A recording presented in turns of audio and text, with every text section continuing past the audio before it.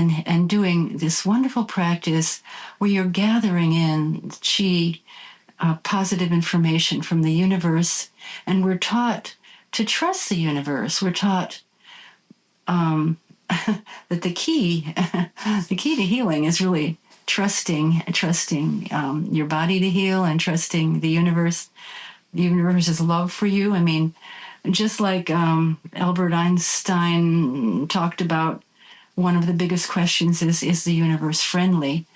And the only way to proceed in life is is to take that as a premise that yes, the universe is friendly, and there's love and compassion.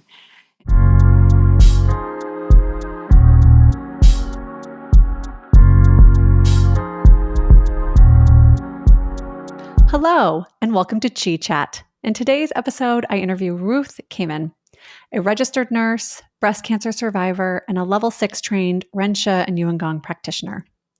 At 78, she teaches multiple Qigong classes a week at the local YMCA and is uplifting her own life and those in her community. She is a joy to be with, and I hope you enjoy our conversation today. Hello, Ruth. How are you? Wonderful. So lovely to see you, Robin. So nice to see you too. I always look forward to our chats because I feel uplifted, I feel brighter, I feel more loving after I speak with you. So it's such an exciting time to be able to connect and share this conversation. Oh, same here. Same here. Thank you. Yeah. Well, I've always been interested in your story around kind of your entry point into REN XUE because you were a registered nurse and you were diagnosed with breast cancer. And at the same time as you were using traditional treatments, you learned about REN XUE and Yuan Qigong, and you started practicing those practices. And so I'm curious about how those two, traditional treatment and the REN XUE practices and Yuan Gong practices, how they became complementary treatments to one another in your journey. Oh, absolutely. I'd love to talk about that. And I had a Qigong practice since 1993, that I learned at a retreat center once, and I got information about it by books and a video, and I would practice it. It would make me feel better, but still, I knew there was something more I needed. And it just happened that I went on a website called Radical Remission, which is a lovely website which is an outgrowth of a book called Radical Remission. And of course, I loved reading that book, and it just happened that there was a wonderful person talked about on the website named Vanessa Lukes, who lives in New Zealand, who happened to be lucky enough to find our teacher, UNC, after her diagnosis of a cancer. And so that's why she was in the Radical Remission book, because she also used it as a complementary medicine for herself. She had said how she would, after her diagnosis and during her treatment, she'd go to the library and she kept reading, Qi Gong. So she thought, for cancer, because it is known, especially in China, it's known as a complementary medicine, if for healing cancer. And I, having had the cancer and being scared, I thought, oh my goodness, let me reach out and see if she will take me as a student.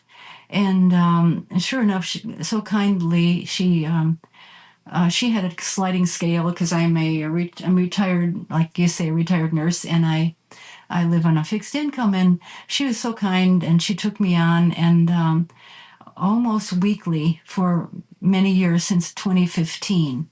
I was lucky to work with her until a few years ago.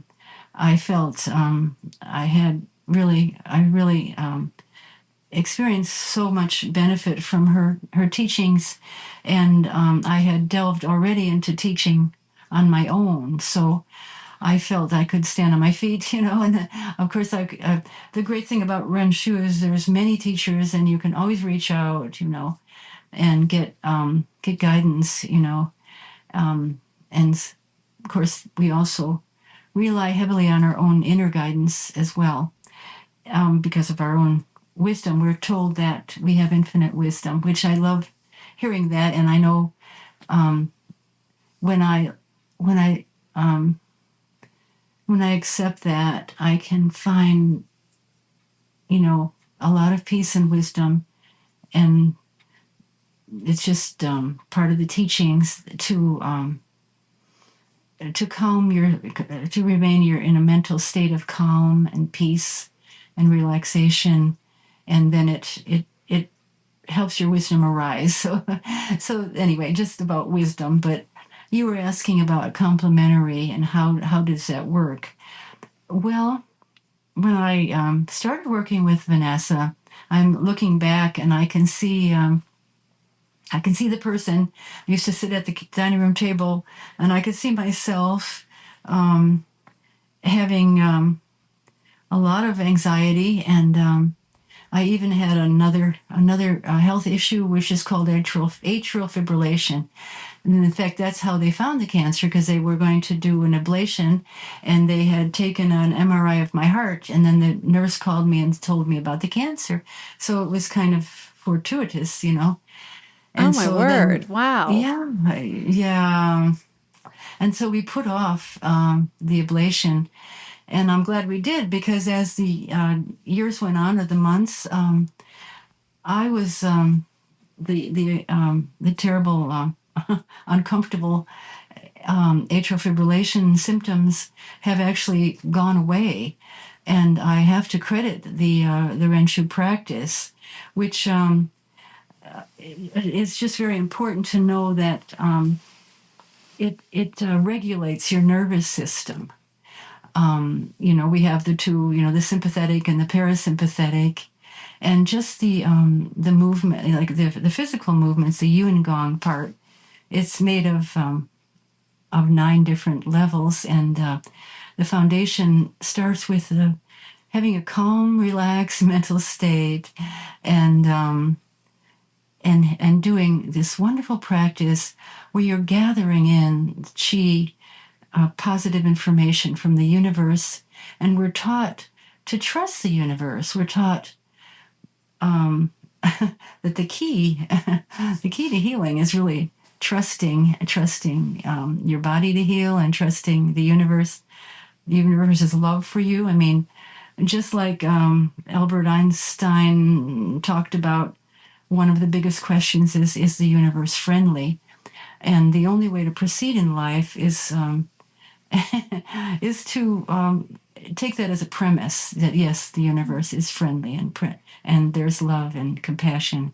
In fact, one time I was with Vanessa online, and I said, how do I know? Okay, I'm gathering this. One of the first method, gather. I'm pulling chi into myself from the universe. How do I know I'm getting good stuff? And she said, well, you can decide. It's your choice. You can choose to draw in. I want to draw in healing and light and positive energy, and that is a decision that we can make. And boy, that works, actually. And as the months and the years went on, more and more healing has taken place in my life, family wise and physical wise, and having the ability to teach now. I went through the 6 years of studying the long distance program and long distance learning program, and a lot of the time Vanessa was guiding me in that and kept checking up on me, and it was great. And one of the really nice things that happened was when we would do our meetings, I would demonstrate a method, And then afterwards, then Vanessa would say, well, now that we have created a good chi field, which is kind of self-explanatory, an energy field of positive energy. Why don't we do some pulling chi? And pulling chi is a way of generating, chi, and then let's heal your heart. So we would do that. I would pull chi and pour chi into my heart for well-being, and from New Zealand, I would receive Vanessa's healing energy, and that's also a part of the REN XUE methods is something called Ming Yuan, which is medicine, a kind of a medicine that we talk about, and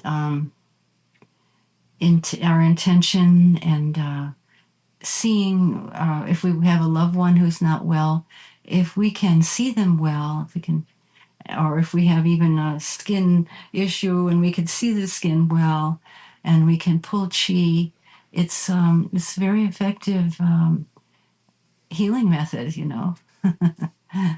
So, as far as healing with complementary medicine and regular medicine, I still go for my checkups, and I've been just fine for 10 years now with breast cancer, no more recurrence, and the atrial fibrillation's gone. The only thing I have is some arthritis in my knee, but that's pretty much standard for being 78, And I'm still able to walk with my husband every day, and every week we have a long walk at the park. So Oh, my well life, my done. yeah, Well done to be in full remission, and the only thing the only ailment is, I call it a creaky knee, and I feel like yeah, okay, I've yeah, it's just just creaky. It's just a little creaky. I don't even want to yeah, label it as anything, but yeah, good um idea. but it's funny. I feel I'm turning 40 in December, and I feel like this is the first year at 39 where I'm like, oh, my knee feels creaky when I stand Oh, up, so it's interesting, but I'm not labeling it as anything. But I was, it's funny. I was listening to another podcast with a woman, and she was talking about how even our terminology and the information that we give cancer is so mm, different than what we give other illnesses in Western medicine. And she says, when you're mm, getting over the flu or a cold, you don't wait 5 years to say you've recovered and you're in remission, and cancer mhm. free, or, whatever the Right. terminology is. We give so much power to the cancer. And we wait so long to allow ourselves to feel safe in our body again. Mm, And if you were to get a cold, or if you were to get to the flu or other ailments, when you're through it, you're through mhm. it and you're complete. Um, Yes. and so I think one of the things in Ren XUE and with the Yuan Gong practice is we really focus on the calm, relaxed, and natural state, but also the information that we're giving the illness Mm, or our health or whatever we're focusing mm, on in that moment. absolutely. That's really profound. And I have, friends who are having that illness, and when I hear them talk, and I worry because they're saying it in the way that you're talking about, like, oh, I haven't had a recurrence yet, you know. Yes. Yes, exactly. As if we're leaving the door open for it to return. Mhm. Mhm. Um, and I say that saying I've never been in that circumstance. I haven't been through that, but I also know we can be, it's important to be intentional with how we talk about it, how we think about it, and the Mhm. information we give it. Absolutely. And you're just bringing up this wonderful book that I read every morning. And there's a lot about healing there, and about how, about seeing things clear and healthy, and having that be our intention, because the idea is that the consciousness, is the master of chi. You're um, and I think, we have heard of people who got diagnosed with something, and the doctor said they were supposed to live about a week or so, and then they went ahead and did die at a week. So that shows how important our intention is, and our thoughts, Yeah. and the thing about me, and maybe about a lot of people, is that I've had a long life of conditioning in the like you were saying, the kind of some mistakes that we're conditioned to think about cancer, or about or thinking negative thinking, or worry, or anxiety. And because of that, I've had a lot of habitual thinking and wrong beliefs, like I'm not good enough, I don't deserve this or that, that type of thing. And so reading this book every day, it just, I can't recommend this highly enough. Reading it every day I open, well, I've read it many times, but I keep a red pencil in there, and I mark things. And it's taught me a lot about life and how to mold myself. And we talk a lot about cultivating the heart qualities of trust, openness, and love, and gratitude, and respect. Like we talked about respect before we started recording. We talked how important respect is, and how UNC actually, he doesn't want to call himself a master. He wants to enable us to be masters of our own lives and our own path. It isn't that, I mean, it's called a broad, bright path, but there's also this deep respect for each and every one of us as unique individuals that are on our unique individual paths, and this is a help and an embrace, and the teachings are lighting our way, through our paths, the paths that the universe has provided, that we're born to live. And that's the thing about destiny. Boy, he really emphasizes that, that's why I don't listen too much about astrology, because I don't want anybody to tell me that I'm destined to do something, because um, our our teachings are telling us that we are in charge of our destiny if we take the keys, the keys of the tools of trust, and openness, and gratitude, and love, and respect. So that was something I wanted to talk about too. Yeah. Beautiful. You mentioned earlier that you and your husband go for a walk every morning, and a long walk once a week. And you've also mentioned before, before we started recording, that you both have a beautiful morning ritual that you share together. Could you share that with us? Well, it's just lovely. It actually started because of my working on one of my patterns, which is a kind of a passivity, which I learned, through my life. And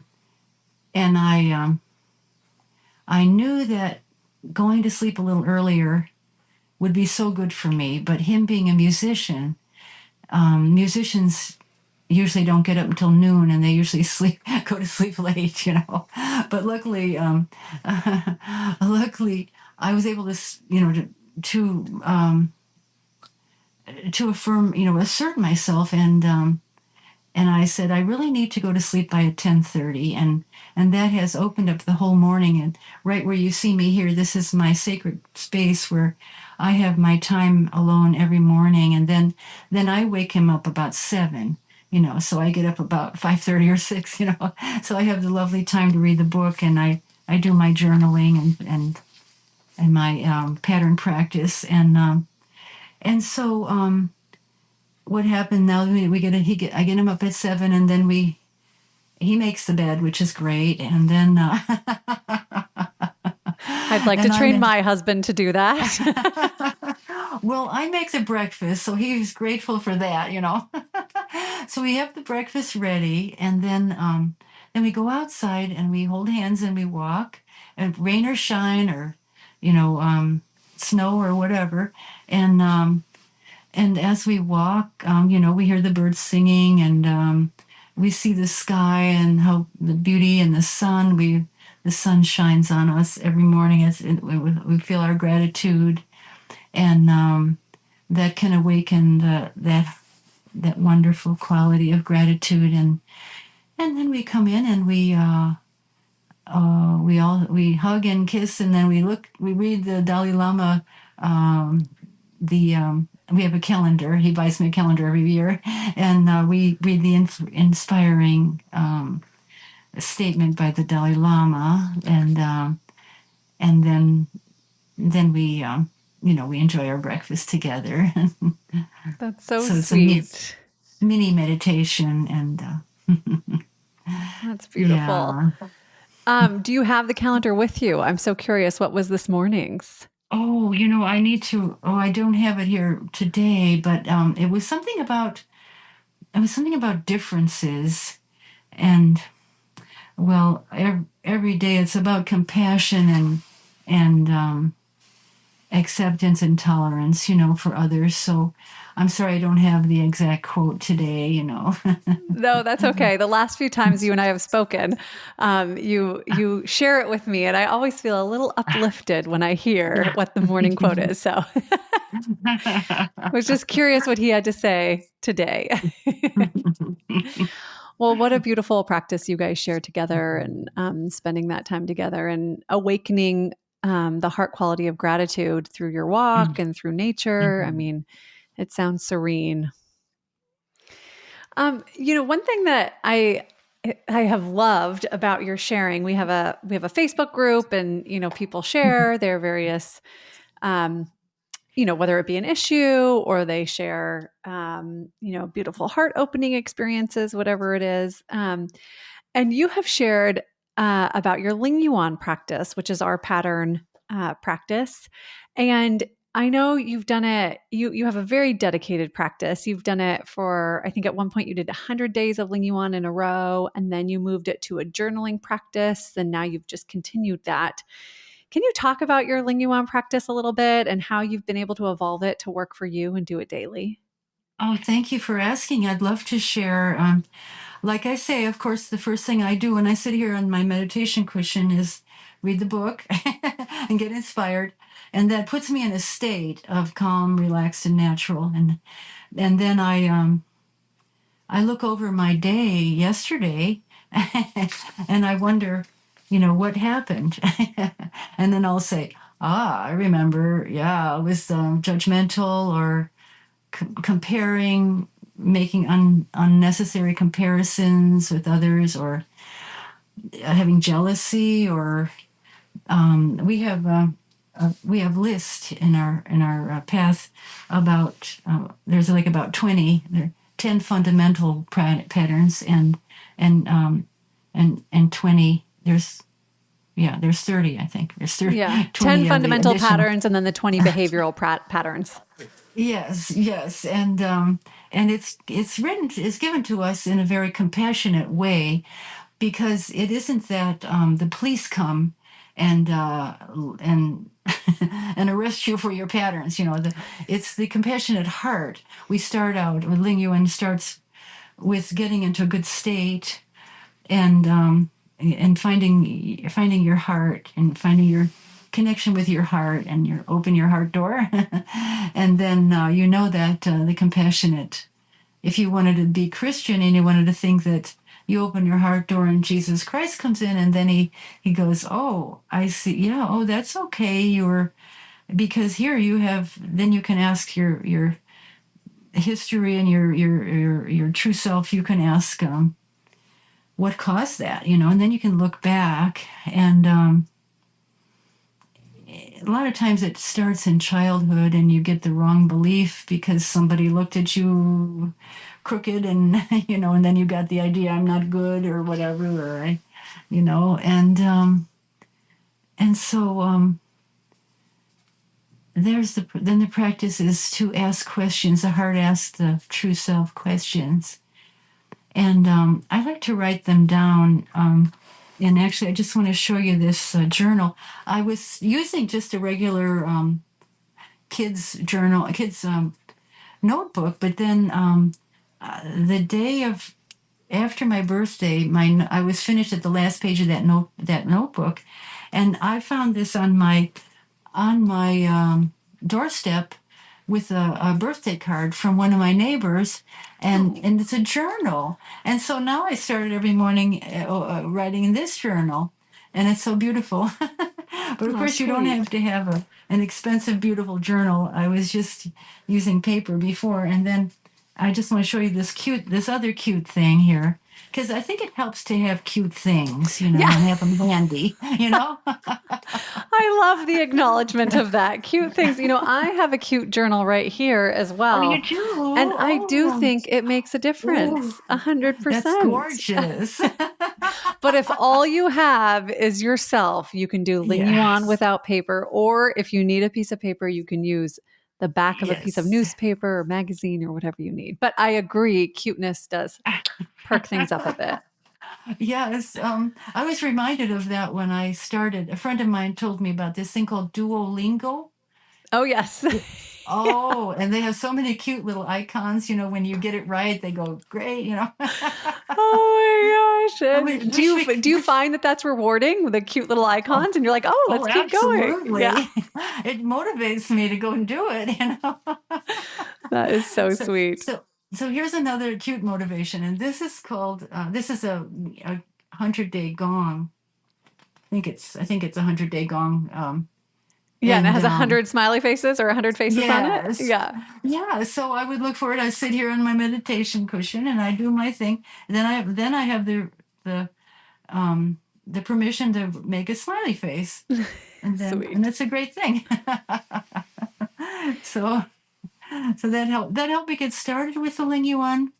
But now that I'm doing it, it's helping me have this other thing, which is the hugely important thing called awareness. And there's a Chinese word is Chui Cha, which I probably can't pronounce properly, Chui Cha. And so the whole thing is moment by moment having awareness. Like right now, I have awareness of myself feeling really great, and I'm not aware of a pattern. I could be experiencing one, but but the awareness is the way to know yourself, knowing yourself. Um, I have a tree who is in my backyard, and every morning I go in the backyard and I feed the stray. I have one cat who lives in the house, and I have some 4 strays out in the back. And so I bring the food out there, and I put the food for the cats, and then I do a short practice, gathering chi with the sun. So I try to, I have the great gratitude right away, every morning it's there, like, wow. And then my tree is there every morning too. So I give my tree a hug and I try to hear a message. And this morning I think I heard trust. But I think yesterday I heard know yourself, know yourself. So knowing yourself, oh my goodness, that's the way to happiness, really. And I know there's a lot of sayings that have been said, like an unexamined life is not worth living. I've heard that.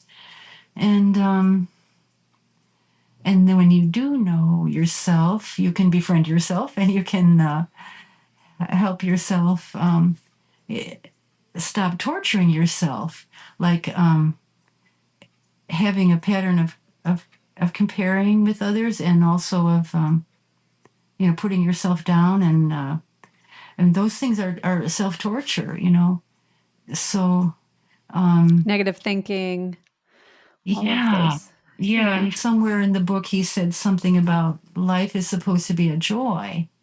Mm. Life, so I have a and question about a pattern you had mentioned earlier. You had said that you had experienced a pattern of loneliness throughout your life. Through mhm. your Lingyuan practice, have you been able to see the root of that or have a better understanding as to why that was an experience for you in this lifetime?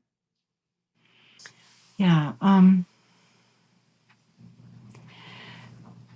Well, of course, the childhood experiences were strong for me. Mm. Um, being um, There was a lot of chaos growing up, having a father with alcoholism and stuff, and Mm. and the seeing my mom always worried, and I didn't have a lot of, actually, when I was younger, people weren't as wise as they are, like you, how you're bringing your kids up, but they they didn't Trying. think that, yeah.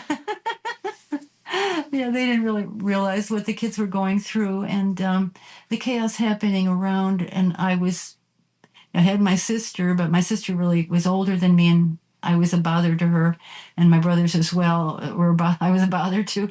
So I was like there, and things were happening, and that's the Lingyuan would point me to, like, what is the cause of this sense of loneliness, and so lots of things like that, that also gave the feeling of not deserving, Mm. to feel belonging. And and then we moved from school to school. We moved a lot, and so the thing about the past loneliness is that I don't have that feeling. Um, so I don't think. I think that kind of awakens my gratitude of today, because I have a lot of feeling of belonging, and the REN XUE is helping me have that feeling. It is a family, and also because I'm a teacher, I have these wonderful groups. It attracts, the classes attract very lovely people, and so I've got several students, and I feel I belong, and I feel more like I belong in my family now, because I left home very early at 16 and got married, and I mean I have quite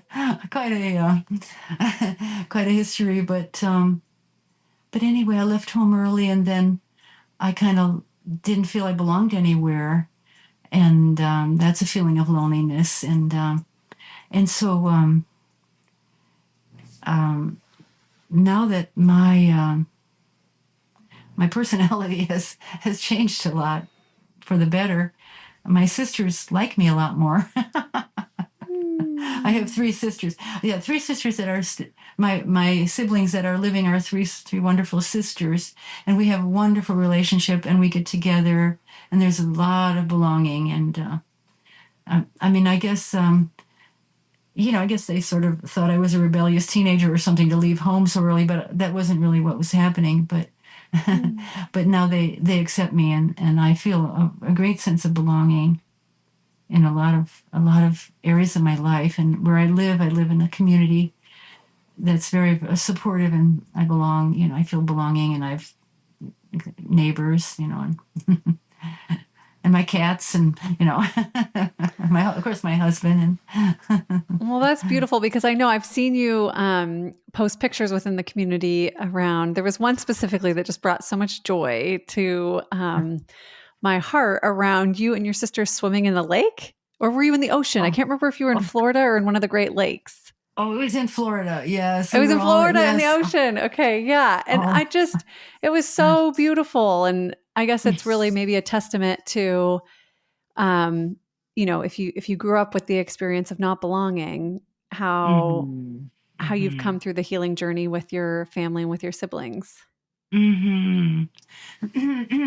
And everything is a work in progress too, in terms of, I remember when I first started Ren Xue and he talked about calm, and then I got the idea that there's no ceiling to calm, Yes. and there's no ceiling to joy and belonging too. And so the reason I'm saying that is because even when I was in Florida, I would wake up real early and get to my journaling and my reading by myself, and so that it made me good for the day,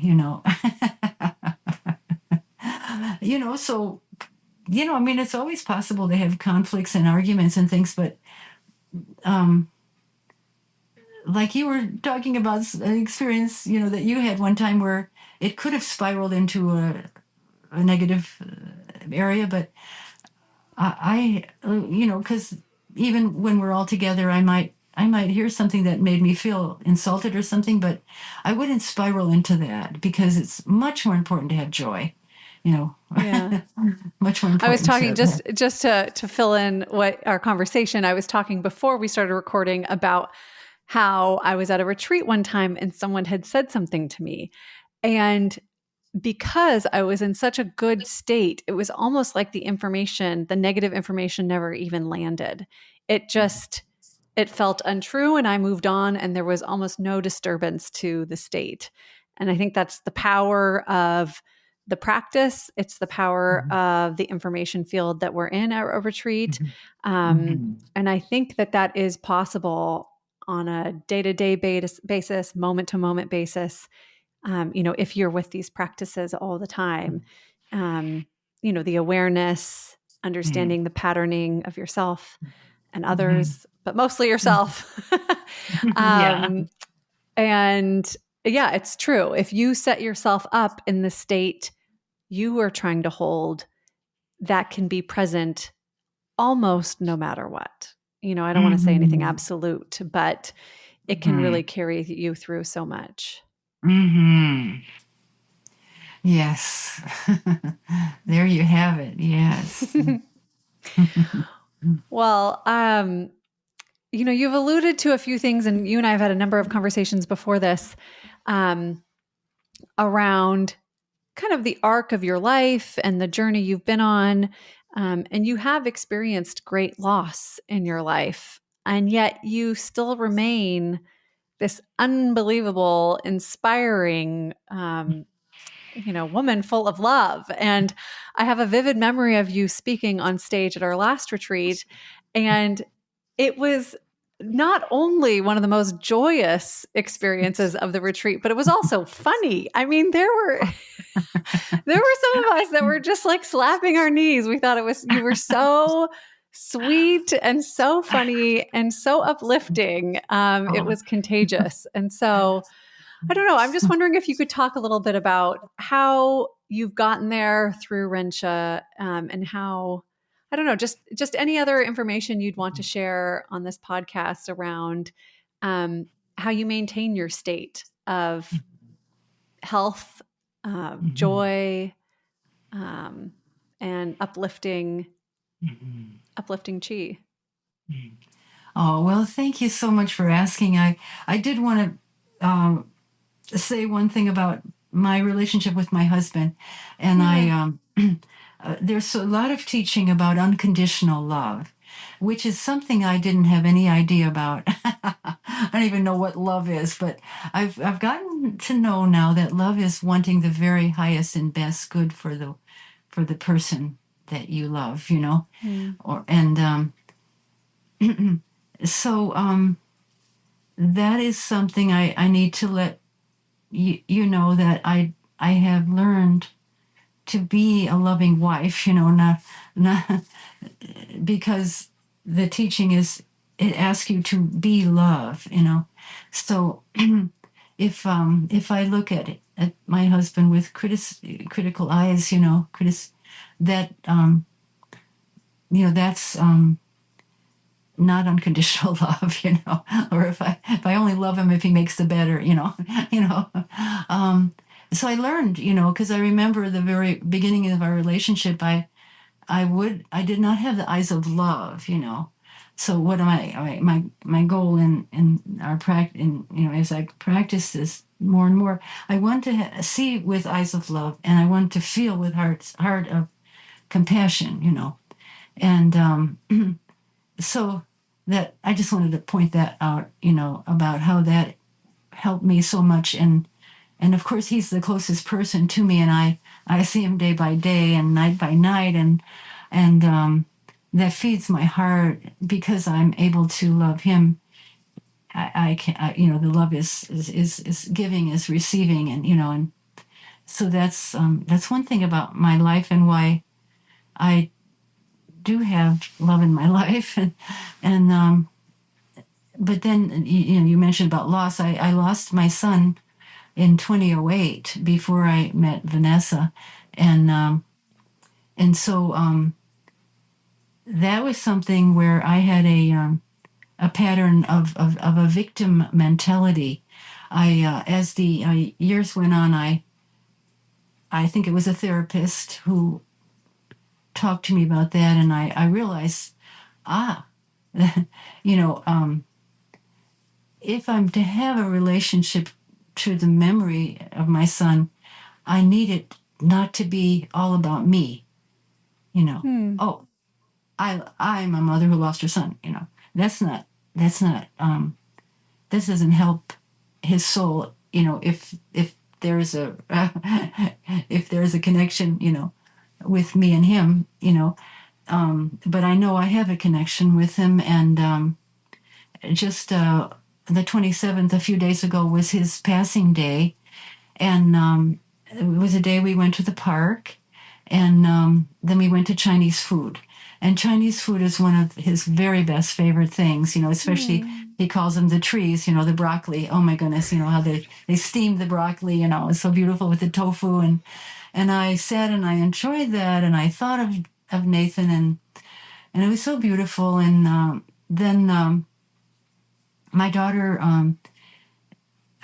talked about, she was with her husband and my granddaughter, and you know, a few people. They had a little ceremony where they talked about what they remembered about him, and my granddaughter said she remembered his kindness and his humor, which was big in him, and that you know, filled my heart with joy. So I'm able to accept the joy and love that's in my life now, you know. And my heart door is open, you know, as open as much as I can, as it can be, you know. and and I have a friend who had lost their child, and or his father. He said his father, his brother had died, and his father, every year on the day of the passing, he closed up all the windows and all the doors and stayed in the house in the dark as a way of honoring his son or whatever he was doing. But I thought, I'm glad I was at the park, and I'm glad my daughter was outside with friends and talking about him, and I'm glad I was eating Chinese food and with my husband and feeling all the love in my life, and remembering. I have some pictures of him all around, you know, and when he was a boy and so happy, and you know. So you know, I feel that I feel that the path that we're on has taught me about heart opening, and that's the way to have joy. Beautiful. Yeah. Yeah. I mean, um, I think there's something so beautiful about remembering your son and all of his joyful moments and having those conversations with loved ones.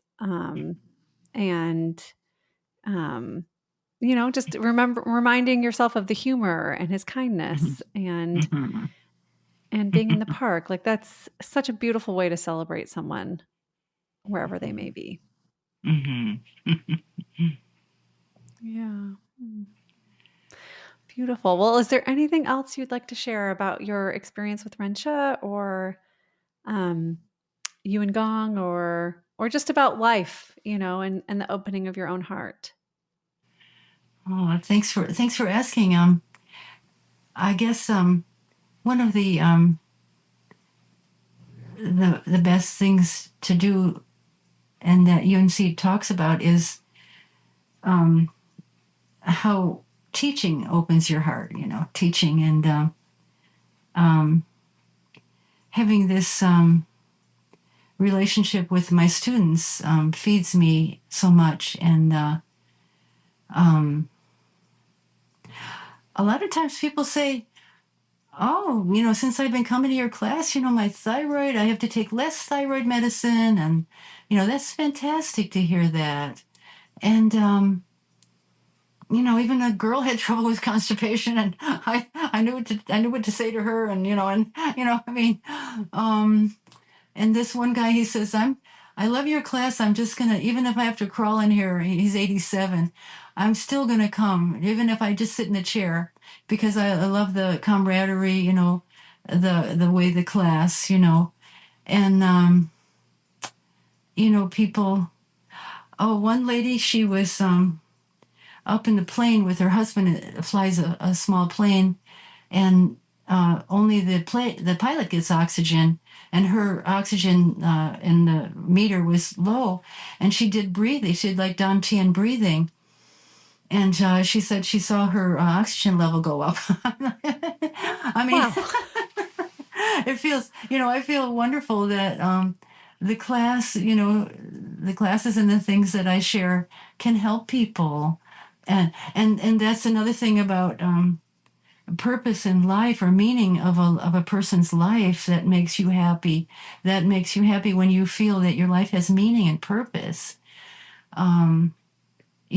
Greater purpose than just, I was born and this happened to me and I died, but I was born and this happened to me, and then I became a teacher, and I was able to share a lot of great stuff, and so that, like they say, what gets you up in the morning, is meaning and purpose, Yeah, I know. And it's incredible. You're now a retired nurse Yeah. and you've become a teacher and you have full classes. You're teaching multiple times a week. And I know you also take harp lessons, which I think is Yes. incredible. And I think it's so important that you continue to share your gifts into your late 70s and hopefully 80s and beyond. And I do think that's, one of the ingredients to longevity is continuing to share your gifts with the world. Thank you. Thank you. Yes, because when you are retired as a nurse, you feel a great loss, because every day you feel important, because you're running there to help somebody, and the bells are ringing, you run to the next room, and you give them what they need. But then all of a sudden you stop, and now I still feel that I have purpose, and it's not as hard as it used to be a nurse.